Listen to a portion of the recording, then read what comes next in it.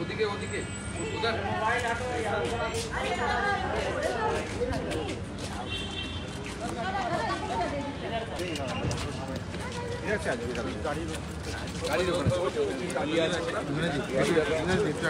Continuously ক্রমাগত ঘটে যাওয়া এই যে আক্রমণ, কখনো মোথাবাড়ি, কখনো নওদাতে পরপর দুবার হলো, 1 মাসের অন্তরালে বেলডাঙ্গা, কখনো বা দক্ষিণ 24 পরগনা, কখনো বা দক্ষিণ দিনাজপুর, প্রত্যেকটি জায়গায় এই ধরনের ঘটনা ঘটছে। তার প্রতিবাদে তার বিষয়টি আমরা আজকে এনএইচআরসিকে জানিয়েছি এবং এনএইচআরসিকে তার সাথে আমরা তাদের যে রোল ছিল during the post pole violence তার জন্য ধন্যবাদ জানিয়েছি। আমরা চাইছি এনএইচআরসি পদক্ষেপ নিক, প্রয়োজনে রাজ্যের ডিজিপিকে দেখে পাঠাক, ওনারা কী করবেন ওনাদের প্রেরোগেটিভ, কিন্তু এই সমস্ত পদক্ষেপ নেওয়া দরকার। বিশেষত আমরা রিকোয়েস্ট করেছি, অনুরোধ করেছি তাদের একটি টিম যেন উপদ্রুত এলাকাগুলোতে যায়, মোথাবাড়িতে যায়, কমসে কম মোথাবাড়িটা এখন হয়েছে, অন্যগুলো তাও শান্ত হয়ে গেছে।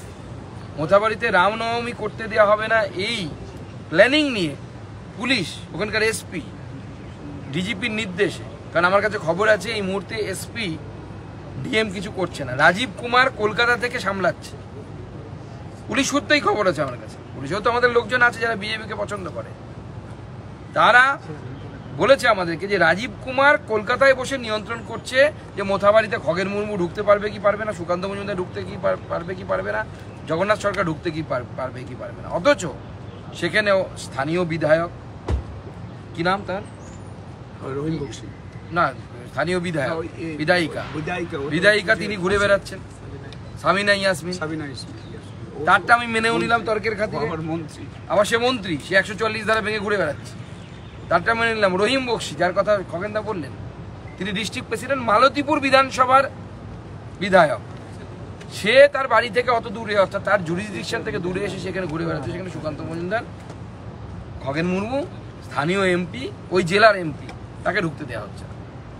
এই যে হিউম্যান রাইটস ভায়োলেশন হচ্ছে, বারবার বিজেপি কর্মী সমর্থক এবং তার সাথে বিশেষত হিন্দুদের উপর যে ধরনের অত্যাচার হচ্ছে, সেইটা নিয়ে আজকে আমরা এনএইচআরসির কাছে এসেছিলাম। লয়ার্স ফর জাস্টিস এই ফোরামের ডাকে তারা আমাদেরকে ডেকেছিলেন যে আপনারা আসুন আমাদের সাথে যান, কারণ ওনারা তো লয়ার্স বা জনপ্রতিনিধি তো নন। তো পশ্চিমবঙ্গ থেকে আমরা 3 জন জনপ্রতিনিধি আজকে উপস্থিত ছিলাম। আমরা এনএইচআরসিকে প্রত্যেকজন, সাংসদরা আলাদা করে কথা বলেছেন, প্রত্যেকের ভিউ তারা বলেছেন এবং এনএইচআরসিকে আমরা ধন্যবাদ জানাবো এতটা সময় দিয়ে গুরুত্ব সহকারে শোনার জন্য। আমরা চাই এনএইচআরসি পদক্ষেপ নিক, বাংলার হিন্দুদেরকে বাঁচান।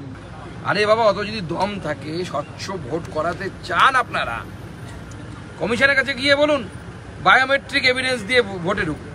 দরজার সামনে যে আঙুলটা লাগাবে আমরা আঙুল লাগাবো, যারটা ম্যাচ করবে সে ভেতরে ঢুকবে, যার ম্যাচ করবে না পুরো বাইরে।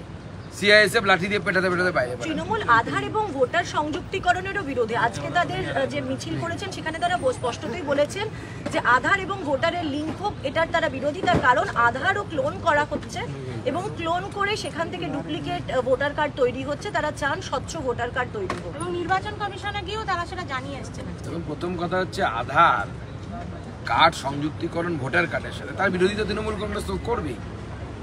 চোর কোনো চাইবে আপনি বাড়িতে কোলাপসিবল গেট লাগাবেন, তা চুরি করবে কি করে, শীত কাটবে কি করে, এ তো নতুন কিছু না। তো আমাদের সাজেশনটা মানুন না, তাহলে তো আর কোনো সমস্যা থাকবে না, দুধ আর জল সব আলাদা হয়ে যাবে। বায়োমেট্রিক করুন, চোখে রেটিনা স্ক্যান করে ঢোকান, তাহলে তো সব সমস্যা মেটে। কেন সেই দাবিটা করছেন না? টেকনোলজির ব্যবহার কেন করছেন না? তার কারণ হচ্ছে তৃণমূল কংগ্রেস জানে তারা ভোটে চুরি করে ছাপ্পা মেরে ভোট লুট করে যেতে। আর এবার এই 26,000 চাকরি চলে যাওয়ার পর আর ওই আধার কার্ড ভোটার কার্ড ওসব কিছু করে লাভ নেই। দুদিন পর তো ক্যাবিনেটটা জেলের ভেতরে থাকবে।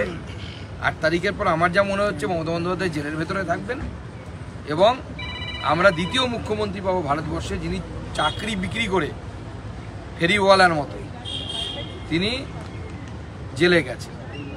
তো দ্বিতীয় মুখ্যমন্ত্রী আমরা পাবো। অতএব আধার কার্ড ভোটার কার্ড নিয়ে আর ভেবে তৃণমূলের লাভ নেই, তৃণমূলের ব্যবসা গোটানোর টাইম হয়ে গেছে।